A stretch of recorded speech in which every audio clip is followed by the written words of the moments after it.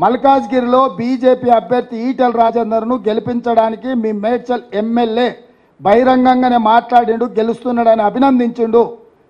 తక్షణమే మీ మేడ్చల్ ఎమ్మెల్యే మీద చర్యలు తీసుకోండి. బీజేపీతో మీకు చీకటి ఒప్పందం లేకపోతే తెలంగాణ సమాజానికి నేను విజ్ఞప్తి చేస్తున్నా, వాళ్ళ ఒప్పందం బయటపడ్డది. అమాయకంగానో అత్యుత్సాహంగానో మేడ్చల్ ఎమ్మెల్యే ఉన్నది ఉన్నట్టు చెప్పిండు, కుండ వలగొట్టిండు. ఇక కేటీఆర్ గుండు వలగొట్టుడే మిగిలింది తెలంగాణ సమాజంలో. ఇంత స్పష్టంగా ఎన్నికలు దగ్గరకు వస్తుంటే మీ ఎమ్మెల్యే బీజేపీ అభ్యర్థిని నువ్వు గెలుస్తున్నావు అని అభినందించి అల్లై బల్లై చేసుకుంటే, షోకాజ్ నోటీస్ కూడా ఇవ్వకుండా, కనీసం వివరణ కూడా అడగకుండా ఆయన బీజేపీని ఓడిస్తా అని రంకెలేస్తున్నాడు.